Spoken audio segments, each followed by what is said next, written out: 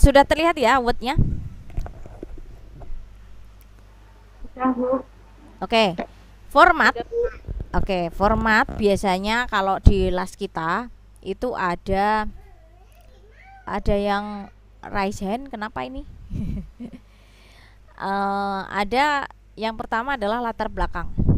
Yang kedua identifikasi masalah. Yang ketiga pembatasan masalah. Nah, kemarin Bu Lina baru menugaskan kalian untuk membuat latar belakang. Itu pun baru selesai 2 minggu ya. Nah, ini las yang ada di AKS AKK ya. Itu memang sampai manfaat.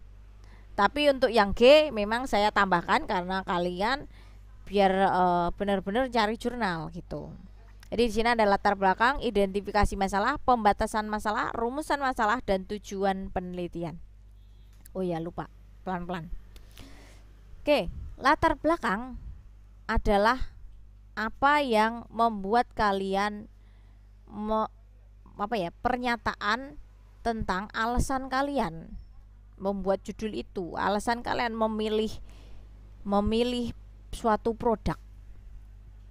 Kemudian identifikasi masalah adalah ringkasan daripada setiap paragraf yang ada di latar belakang. Oke.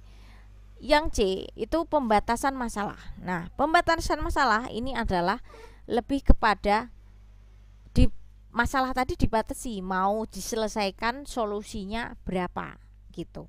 Dan dia hampir sama dengan rumusan masalah. Pembatasan masalah, rumusan masalah, dan tujuan penelitian. Oke, saya lanjutkan di sini. Saya akan memberikan langsung contoh ya.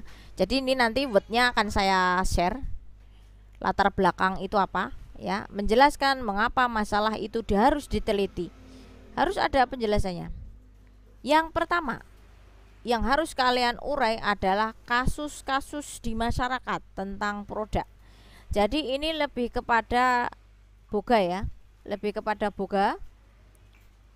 Tahun kemarin itu Bu Lina memang mengajar rias juga, tapi ternyata tidak tersampaikan dengan baik kalau saya mengajar 2 prodi ya, sedangkan home base saya adalah boga. Nah, karena masalah di rias dan juga di boga itu berbeda. Kalau mereka bisa bermacam perlakuan ya kepada orang, nah kalau kita kan membuat produk, jadi memang agak berbeda. Di sini alurnya ya. Yang pertama adalah kasus-kasus yang ada di masyarakat dulu, harus kamu ceritain. Masalahnya apa? Kasusnya apa?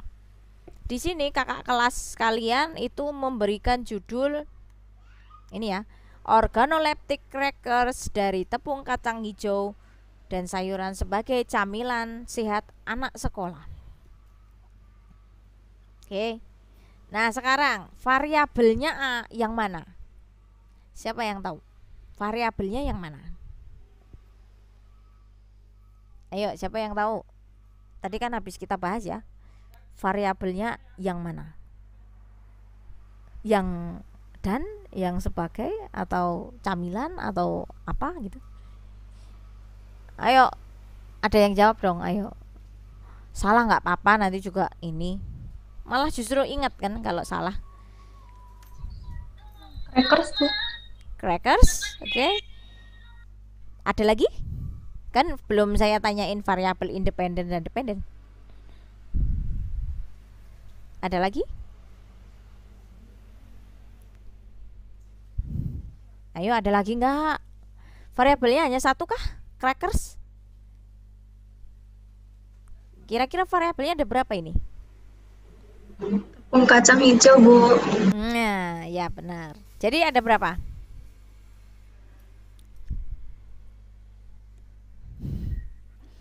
Ada berapa variabelnya? Tadi ada crackers, oke. Tepung kacang hijau, ya benar. Ada lagi? Sayuran, Bu. Sayuran, oke. Sebenarnya dia tuh satu rangkaian ya, karena dia mengatakan dan. Tepung kacang hijau dan sayuran. Benar ya? Jadi ada variabelnya adalah crackers dan juga tepung kacang hijau serta sayuran. Nah, sekarang variabel dependennya siapa? Variabel yang independen siapa, yang dependen siapa, yang mempengaruhi siapa, yang dipengaruhi siapa. Ayo jawab sebelum masuk ke bab 1. Ayo sebelum habis. Ayo, independen siapa?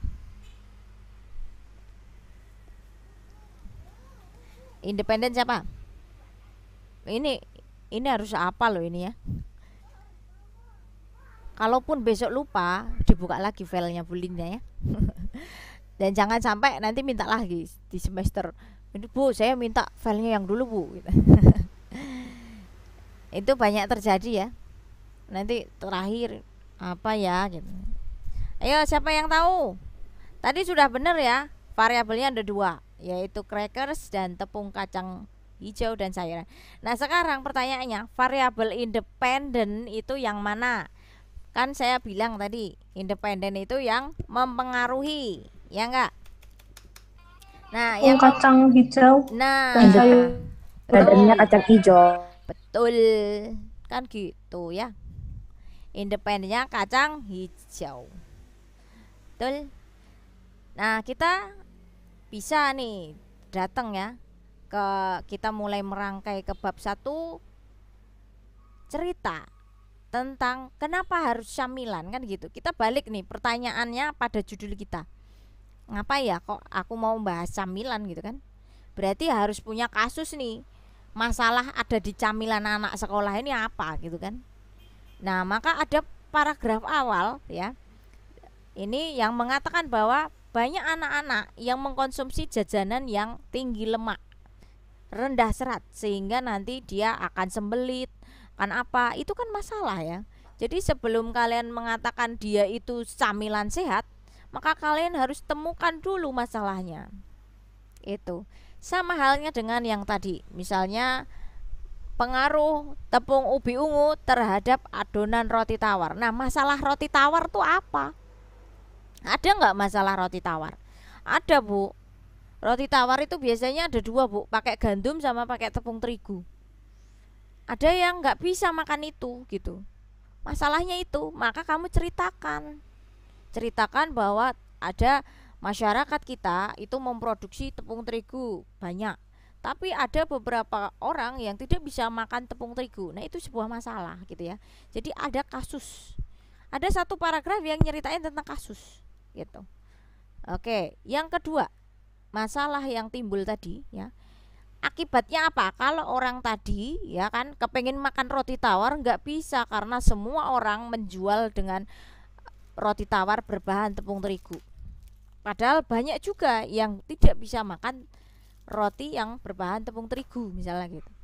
Maka masalah yang timbul adalah tambahnya penyakit ya, penyakit yang ini lebih kepada anti orang yang nggak bisa makan terigu tadi. Namanya apa ya? Ya besok dibeli lagi ya.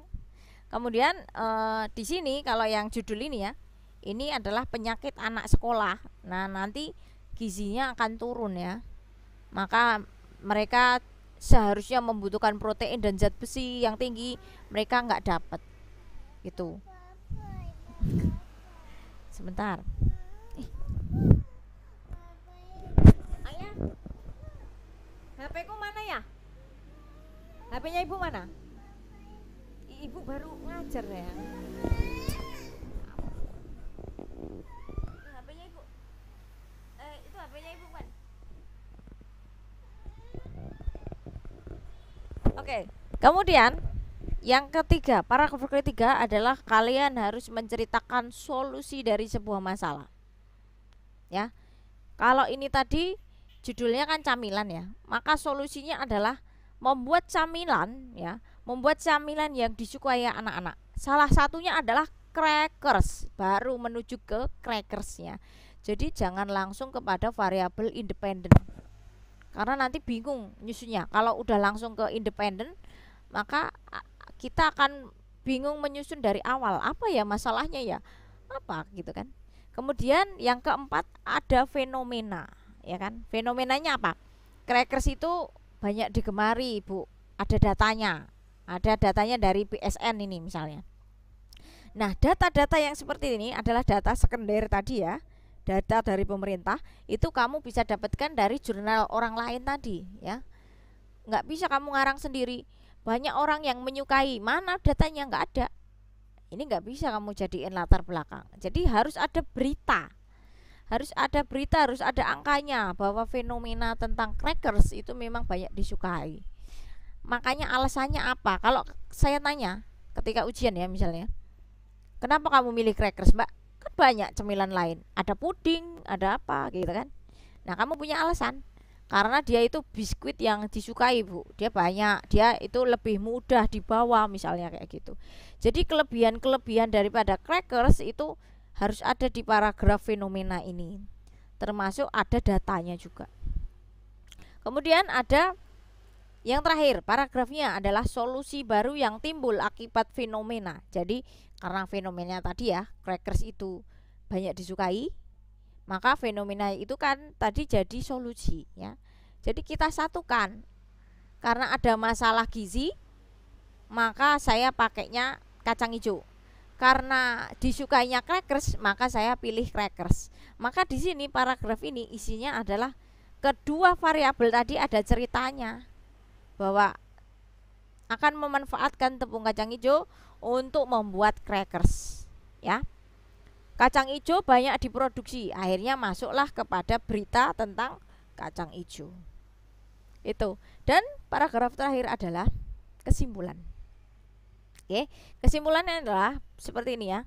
Oleh karena itu, maka perlu dilakukan pengkajian pengaruh penambahan kacang hijau dan sayuran. Begitu. Jadi harus ada kata-kata bahwa kamu akan membuat produk apa. Gitu ya. Jadi setiap bab 1 di akhir paragraf itu harus ada tujuan atau satu kata-kata yang mirip dengan judul kamu. Itu. Berdasarkan hal itu peneliti sangat tertarik melakukan penambahan kacang hijau. Nah, ini ada kesimpulan gitu ya. Kalau ada ini saya pasti udah tak kasih nilai 80. Pokoknya ada kasus, ada solusi, ya kan? Ada data dan juga ada kesimpulan. Itu nilai saya kasih 80 karena memang sudah ada itu ya. Poin-poin ini di bab 1. Nah, gitu ya. Cukup. Kemudian sekalian ya, besok itu kan sekalian revisi ya kan. Maka kalian cukup tambahkan ini, identifikasi masalah. Nanti file ini akan saya kasihkan ya. Akan saya kasihkan. Nah, mumpung masih anget, tadi kita membahas tentang camilan. Nah, ini identifikasi masalahnya. Masalah yang pertama, anak sekolah di Indonesia banyak yang mengkonsumsi camilan yang tidak sehat. Itu masalah, ya kan? Yang kedua, anak sekolah itu butuh gizi, butuh camilan yang sehat. Oke. Yang ketiga, masyarakat belum banyak yang tahu bahwa kacang hijau itu bisa dimanfaatkan untuk crackers ya. Belum tahu, makanya kan dijadikan solusi untuk mengetahui untuk mengganti tepung terigu. Dan yang terakhir adalah belum banyak yang tahu bagaimana perbandingannya crackers dengan tepung kacang hijau tadi ya, dengan warna dan lain-lain. Jadi ini lebih kepada produk kita ya. Jadi ini aplikasi di Boga. Kemudian dibatasi masalahnya. Masalahnya adalah kita akan mengetahui bagaimana anak sekolah gizinya. Yang kedua, kita akan menemukan formula ya, crackers yang paling disukai tadi. Dan yang ketiga, karena ada sayurannya tadi ya, kita menggunakan sayuran untuk apa ya, itu kita batasi, sudah mulai mengecil lingkupnya. Kemudian rumusan masalah. Oke, rumusan masalah di sini lebih mengecil lagi.